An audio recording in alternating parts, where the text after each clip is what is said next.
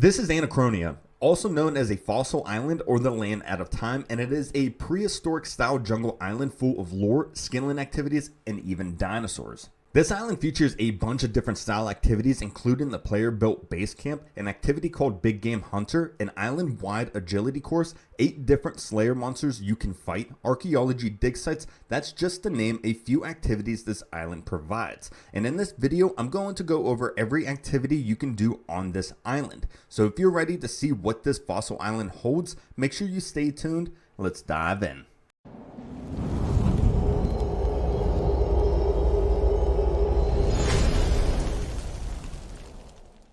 If traveling to Anachronia for the first time, you will need to use the Stormbreaker ship located east of the Varrock dig site. You'll be shown a short cutscene and will have to guide a group of NPCs through the island as a small tutorial for what the island holds. Now, after helping the NPCs through the island, you will arrive into an area where you can start establishing your base camp.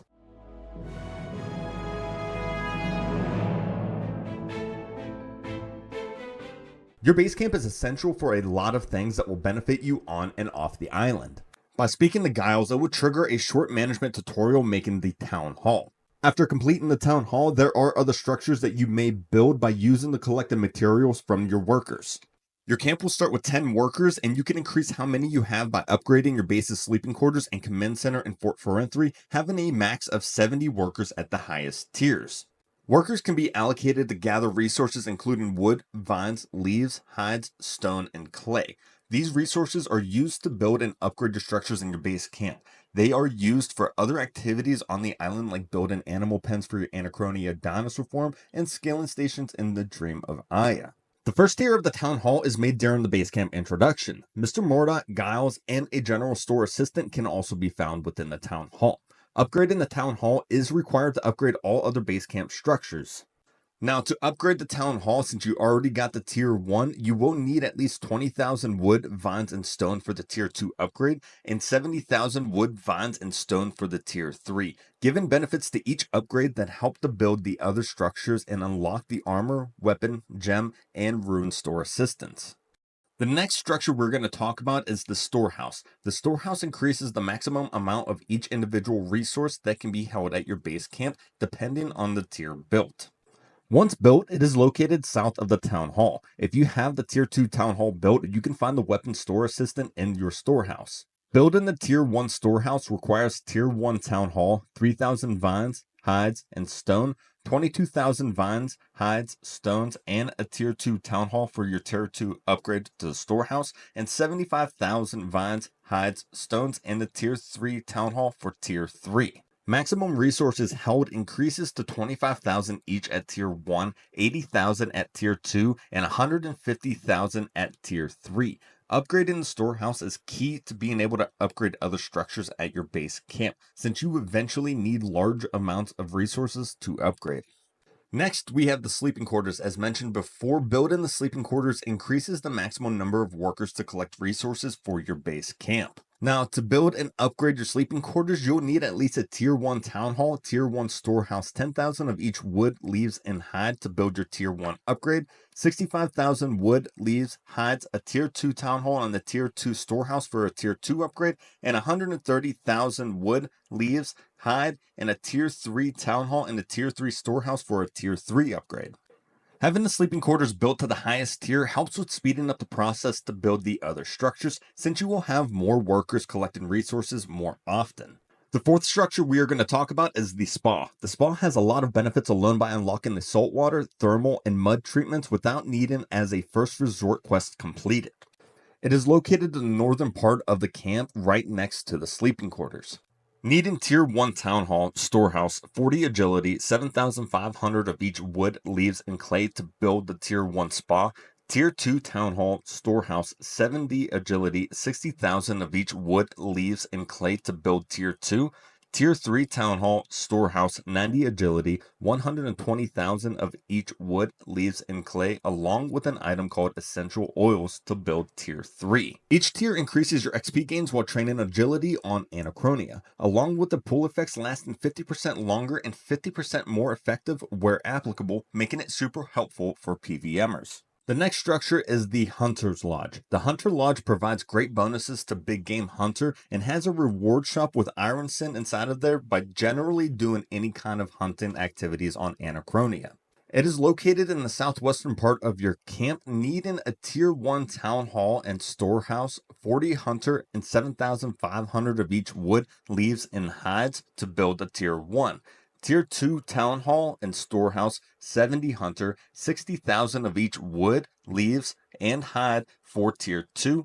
Tier 3 town hall and storehouse, 90 hunter, 120,000 of each wood, leaves, and hides, along with a reinforced dinosaur pelt for tier 3. Each tier unlocks amazing benefits to big game hunter, including a 10% chance of gathering additional woodcut and resources at tier 1, creatures taking 2.4 seconds longer to catch you at tier 2, and one of the 3 colored frogs to be removed at the start with tier 3, making the Hunter's Lodge a very useful structure for any big game hunter fan.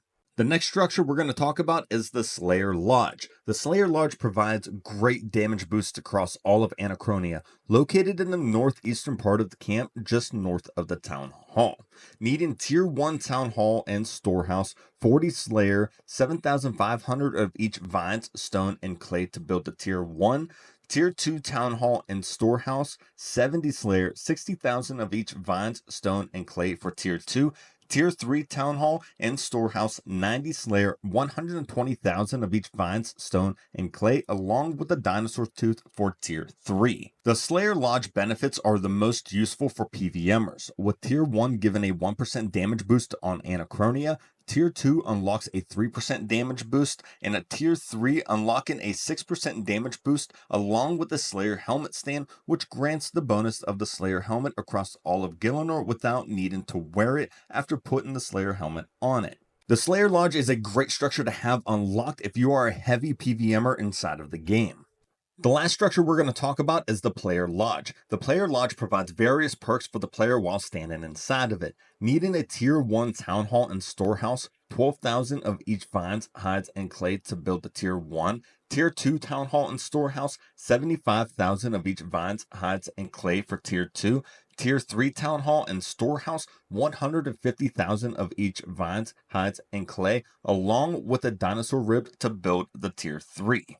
The perks that this structure provides are super useful in many ways. Unlocking Tier 1 also unlocks the increasing chance of finding building resources on Anachronia by 10%, helping to gain your resources faster to build structures or to use in the Dream of Iaia.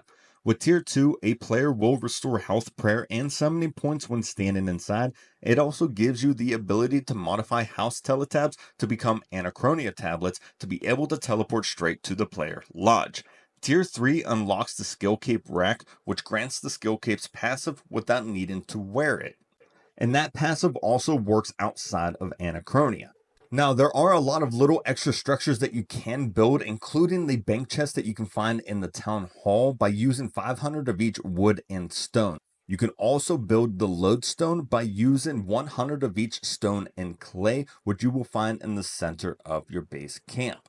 There's also a pile of planks located by the main stairs just east of the lodestone, south of the lectern, or at the big game hunter locations. Needing 500 of each wood and hides to build Tier 1, 5,000 of each wood and hides for Tier 2, and a Tier 3 storehouse, and 100,000 of each wood and hide to build Tier 3.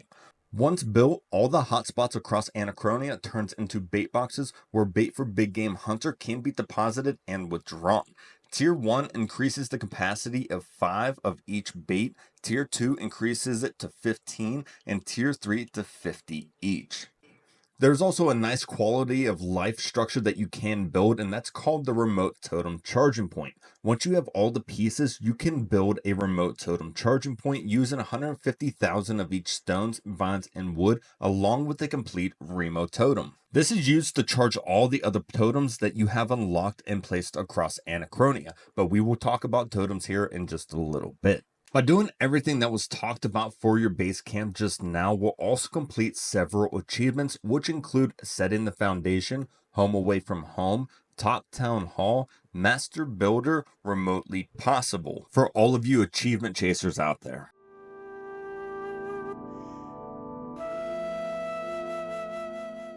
As spoken of before, you can collect pieces of totems by doing a variety of activities on Anachronia. Even though there are 7 different totems, excluding the Remo totem, you can only place 3 to be used at a time.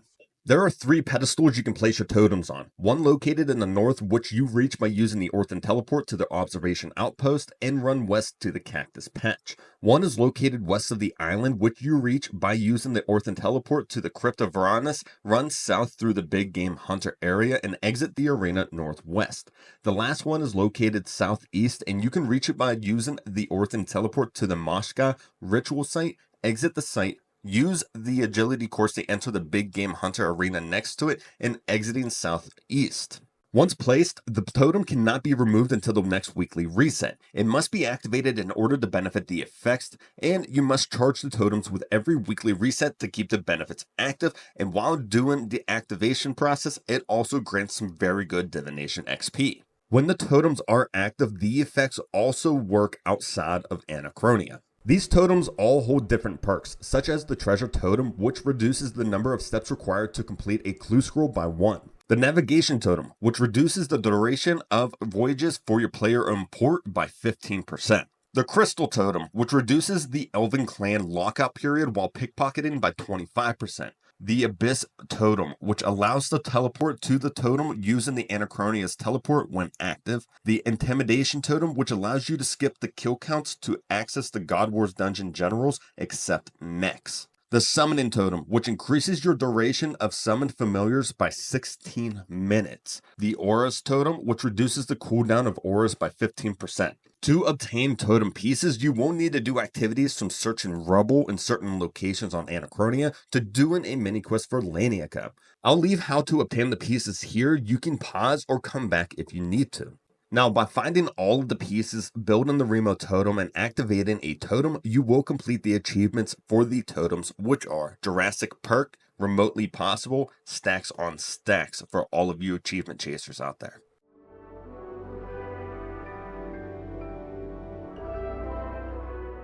Anachronia is a massive island, and the player can travel around it by using the Anachronia Agility course. This course is huge and is split up into 7 different sections, requiring level 30 to level 85 agility to complete. As you traverse the course, there is a chance to gain one of several different totem pieces or even codex pages that are used to create the double surge or double escape codexes. Other than being used to travel the entire island, the Anachronia Agility course can also be seen as a great moneymaker by chasing the codec pages, making upward of 10.1 million GP per hour along with 180,000 XP per hour for agility. While running each section of this course, there is a small chance that you could receive an item while doing that section, which include totem pieces, codec pages, and items that are required to build the tier 3 structures at your base camp, or even a Hypno One Piece, which is going for insane GP right now. Once you have finished the course, you will automatically receive 10 codec pages just by completing it.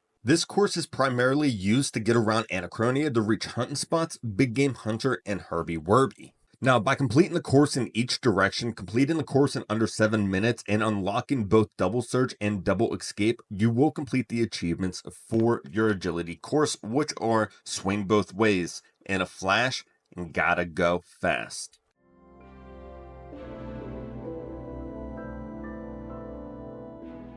Another great way to get around Anachronia are called Orthen teleportation devices. These devices are used to quickly travel to excavation sites or even better all around Anachronia. The player must first talk to Mr. Mordaunt about the Orthen dig site and watch the short cutscene. The first inactive device will be found in your base camp for you to activate it. The next one will be found outside the Crypt of Varanus. Following would be the observation outpost, Moksha ritual site, and the Zolo city. Due to research requirements, they must be activated in order. You must have your research team finish a special research after activating each device, before you are able to activate the next one. This and the Anachronia Agility course are the fastest ways to travel this island.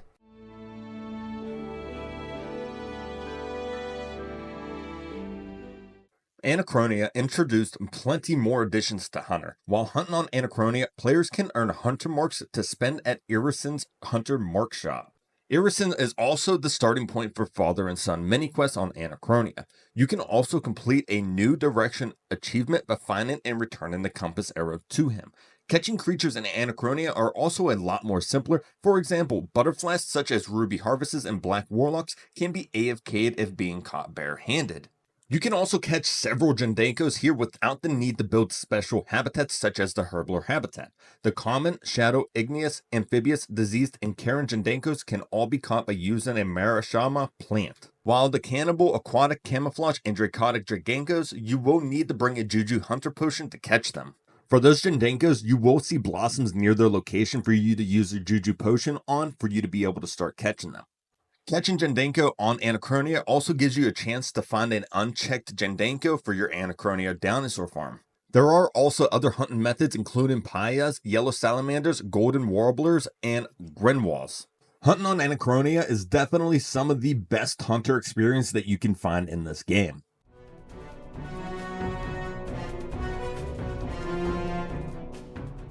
Big Game Hunter is a method of training Hunter that you can start after reaching level 75 Hunter and 55 Slayer. It's a non-combat activity where you hunt dinosaurs with boss-like mechanics. To begin playing Big Game Hunter, you will need to locate one of 9 bait pads and click on it and choose either the Start Encounter or Quick Start Bait Pad. And of course, you will need to have the correct bait for each dinosaur you are hunting. There are 9 different dinosaurs spread across Anachronia that you are able to hunt. Now, don't mind me as I butcher these names for you. Being the Arcane Apatosaur, requiring 75 Hunter, 55 Slayer, and a raw shark as bait. The Schematops, requiring the same levels but needing raw Sailfish as bait. The Bagrada Rex, requiring the same levels as well but needing a raw Manta Ray as bait. Now, getting into the tier 2 dinosaurs, starting with the Spaghetti Apatosaur, requiring 80 Hunter, 60 Slayer, and a raw Bagrada meat. The Asiatops, requiring 85 Hunter, 65 Slayer, and a raw Arcane Apatosaur meat. The Corbicula Rex, requiring 90 Hunter, 70 Slayer, and a raw Schematops meat as bait. The tier 3 dinosaurs consist of the Oculi Apatosaur, requiring 94 Hunter, 74 Slayer, and a raw Asiatops meat as bait. The Malatops, requiring 95 Hunter, 75 Slayer, and a raw Corbicola Rex meat as bait. And finally, the Pavasaurus Rex, requiring 96 Hunter, 76 Slayer, and a raw Spicati Apatosaur meat as bait. While playing Big Game Hunter, you need to run around and collect resources to build ballistas to kill the dinosaur. Now, you can hunt each species 4 to 6 times before having to wait 1 hour before being able to hunt them again. Big Game Hunter is considered one of the better moneymakers in the game. With the tier 1 dinosaurs, you can expect around 20.3 million GP per hour, 26.3 million GP per hour with the tier 2 dinosaurs, and around 15.8 million GP per hour with the tier 3 dinosaurs. Now, by getting caught by each of the big game creatures once, take down each dinosaur, complete a big game encounter without using movement abilities, complete a big game encounter without stepping into the creature's vision ring, and completing a big game encounter with 3 creatures active, you will complete all the achievements for Big Game Hunter. Which are, do you think he saw us, Dinosaur Hunter, in and out, nice and slow, gotta go around it, and 3 in a bed.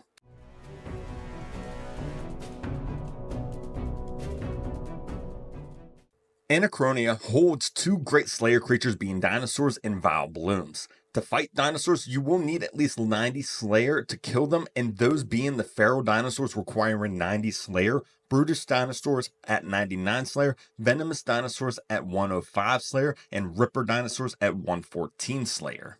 Now, the bosses Raksha and the Rex Matriarchs do count for your Slayer task if you go that route, also increasing their drop rates. Now, if you have the right setup, Venomous dinosaurs are a great moneymaker, making around 12 million GP per hour. As for Vile Blooms, they are a high-level plant creature located all around of Anachronia. There are 4 Vile Blooms that you can fight, being the Devil Snare requiring level 90 Slayer, the Luminous Snaggler needing 95 Slayer, the Lampin Flora needing 102 Slayer, and Liverworts needing 110 Slayer.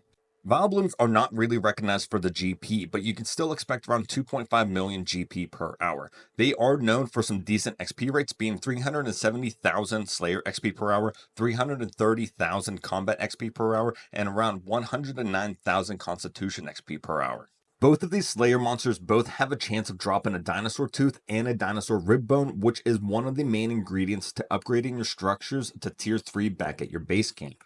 Now, there is only one achievement you can complete by killing Slayer creatures, and that's by using Meteor Strike on all dinosaurs, being called End of the World.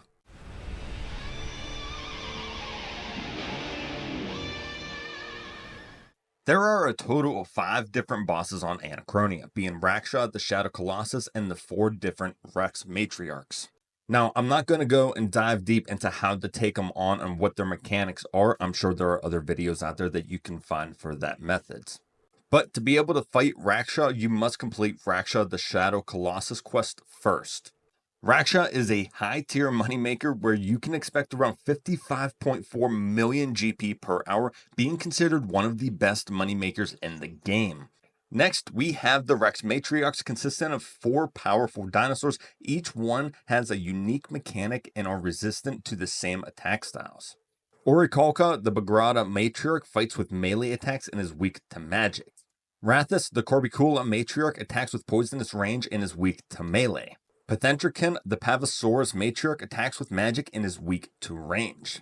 Osseous, on the other hand, the Skeletal Matriarch, attacks with necromancy and is also weak to necromancy, and also needs the Osseous Rex quest completed to fight it. Each one of the Rexes also are capable of decent money-making methods. You can expect around 10.5 million GP per hour killing Orkalka, 5.7 million GP per hour with Rathus, 13.7 million GP per hour with Pathenthricon, and around 13 million GP per hour with Osseous. Each boss has their own achievements to complete, with a chance for a pet on each individual boss as well. Also, completing boss achievements help with the new combat achievements for further perks from War at War's Retreat.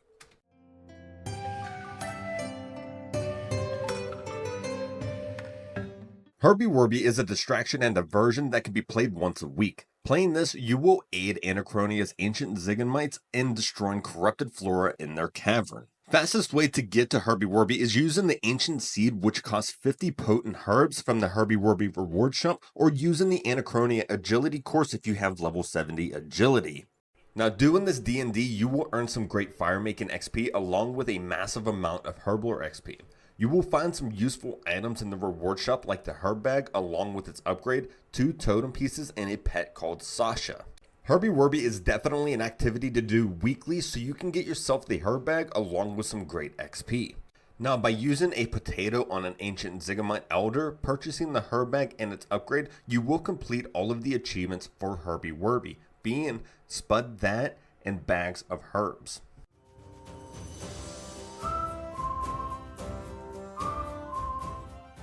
The Anachronia Dinosaur Farm is an expansion to the player-owned farm, located off the west coast of Anachronia, which can be accessed through the mystical tree at Manor Farm, or on the west coast of Anachronia next to the campfire where the broken compass can be found. If you are familiar with the player-owned farm, this is exactly like that, just with prehistoric creatures. Needing level 42 to 118 farming to raise your dinosaurs and 45 to 90 construction to build the pens for them. To build the pens requires resources your workers have collected from your base camp. Each dinosaur would still get perks once reaching their elder stages, still requiring the farm totems on the pens. Now, if you are new to breeding any kind of creatures, it's highly recommended to speak with Granny Potteringtons at the Manor Farm to get a quick tutorial. Each creature that is within your pens holding a farm totem have a variety of perks that works for everyone, from increased hunter XP gains to increasing the duration of the barricade ability. You may also sell your dinosaurs to the buyers for beans.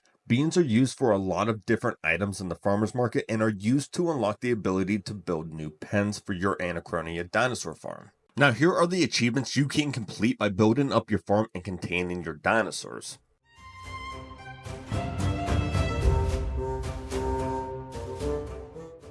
On the southwestern peninsula of the Anachronia Dinosaur Farm contains the accidental fletching and firemaking skilling stations. These activities are used to create dineros, which are a key ingredient to creating the Elder God arrows. Unfortunately, to be able to use these skilling stations, the extinction quest must be completed first.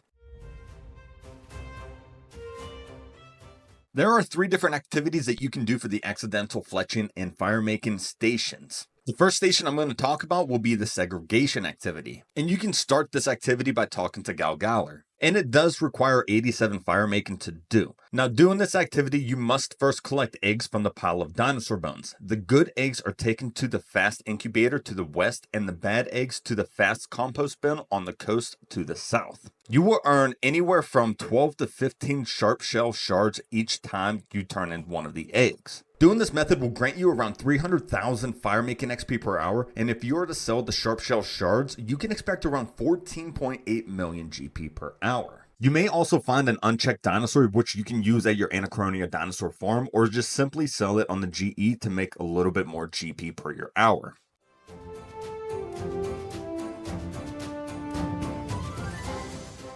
The next activity is the Zygomite Care Styling. To start this activity, you need to talk to Ben and require level 82 Fletching. You will style the Scuffy Zygomite's cuticles to earn XP in Firemaking and Fletching and around 12 to 15 tempered fungal shafts, which you could sell or simply use for the creation of the Narrows. If you plan on selling the shafts as a moneymaker, you can expect around 2.3 million GP per hour. You can also expect around 22,000 Fletching XP per hour and 287,000 Firemaking XP per hour. While doing this activity, there is a chance to also find an unchecked Zygomite for your player-owned farm. Again, you can use it at your player-owned farm, or you can simply sell it on the GE to make a little bit more GP.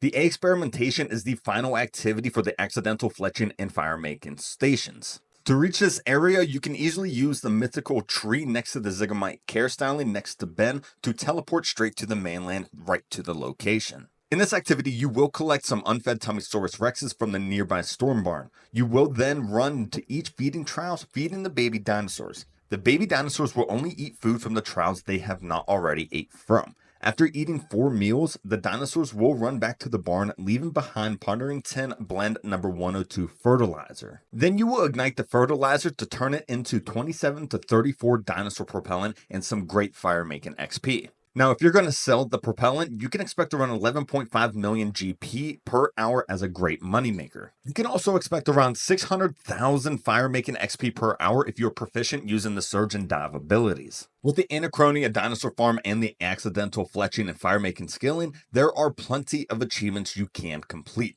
I'll also leave this up for you to pause or come back if you are needed to keep reading.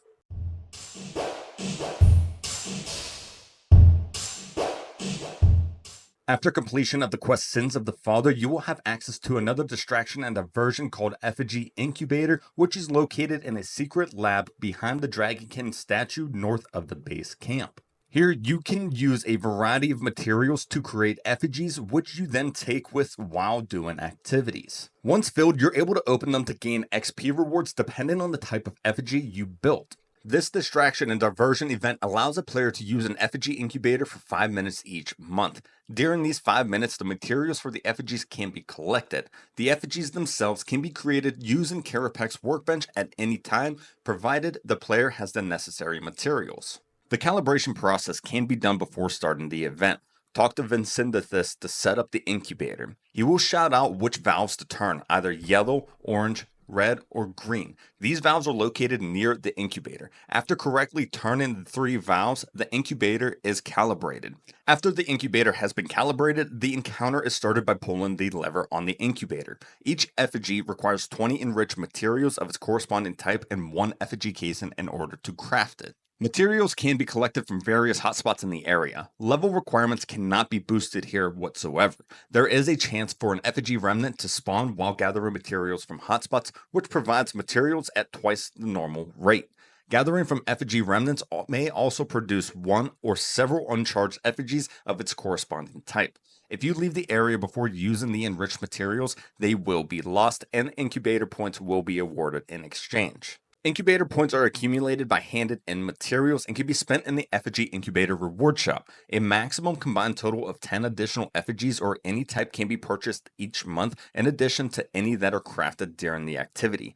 A monthly distraction and diversion reset token will not allow players to purchase more effigies from the shop. And if you are looking at all the pets inside of the reward shop first, you have to be able to get the Effie pet first to obtain the rest of them from the reward shop. And for all of the achievement chasers out there, here are the achievements that you can complete by doing the Effigy Incubator D&D.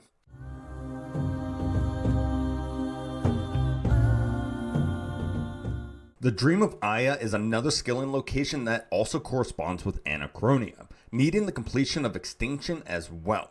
The Dreamscape is accessed through the Hibernation Pod at the Effigy Incubator Lab. The Dream of Iaia holds 6 skilling stations that can be built and charged with the Anachronia base camp resources for construction, crafting, fishing, flexing, herblore, and hunter. The skilling stations also have a chance to drop Anachronia related items, including the unchecked dinosaurs, base camp tier 3 upgrade materials, or the unique necklace of salamancy that grants a damage boost and rare drop boost against dinosaurs. In order to build a skilling station, you must have at least level 75 in its respective skill and use 50,000 of each Anachronia base camp resources to stock it. This stores 135,000 experience in the station and directly yields 15,000 experience in the corresponding skill. Each station must be stocked individually. To build all 6 stations, a grand total of 300,000 of each of the 6 base camp resources is required. In order to gain the stockpiled experience, players must interact with the skilling station. While training at a skilling station, players receive up to 175 experience in the designated skill every 3 game ticks. What can be boosted by experience boosting effects such as bonus experience, advanced pulse course, or experience boosting sets. Now, if no boosts are used, working at a skilling station yields 350,000 experience per hour. Now, each skilling station does have a story that you can progress, but I'm going to leave that as a mystery for you guys for the lore of Dream of Iaia. While training at stations, it is possible to obtain compacted resources as well as skill pets, skill shards, strange, and golden rocks. You may also receive items related to the Anachronia Dinosaur Farm, Anachronia Base Camp, and Dragonkin Laboratory. You may also be able to get upgraded bone blowpipe components, but they do not count towards the Slayer collection log. You can also complete 2 achievements while being inside of the Dream of Iaia.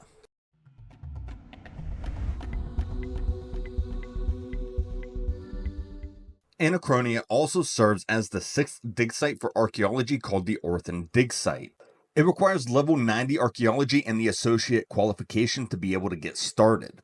There are 4 locations across Anachronia making up the dig site, being Cryptoverinus Observation Outpost, Moksha Ritual Site, and the Zolo City. The fastest way to each location would be to use the Orthen teleportation device to teleport in front of each excavation site. Now, I'm not going to dive deep into what type of artifacts and collections you can complete by doing this dig site, but you can find rewards while excavating, being the fragments for archaeology potion recipe, summoning renewal recipe, holy aggro overload recipe, power burst of opportunity recipe, and the spirit attraction recipe. The dig site also has a community event called Osseous. While excavating on Anachronia, players may find wrecked skeleton fragments, which can be used to build the skeleton of a dinosaur located at your base camp. When the skeleton is complete, it activates the Roar of Osseous buff, which grants every player on Anachronia for 65 minutes, gives the benefits of 25% more XP from activities on Anachronia, including Hunter, Archaeology, and the Anachronia Agility course.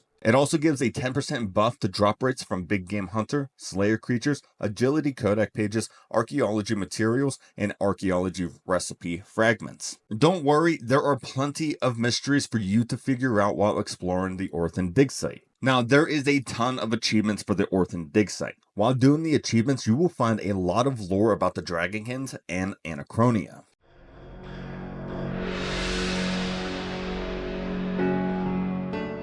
To continue with the lore part, in 5 locations across Anachronia are Dragonkin statues that you can observe. Observing these statues increases your lore knowledge about Anachronia and the Dragonkins. And after observing all 5 of them, you will complete an achievement called Stone Cold Observers.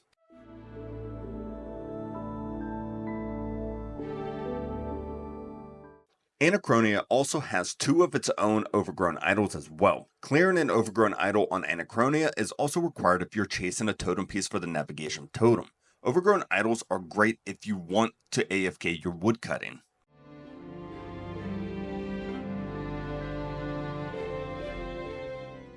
There are 2 areas you may fish in Anachronia. You can cage, net, and harpoon in the fishing spot north of the Ripper dinosaurs in the southeast of the island, or cage, harpoon, lure, and bait around the Spirit Grove in the middle of the island. The first spot holds tuna, lobster, and swordfish, and the second spot holds mackerel, cod, bass, shark, and great white shark.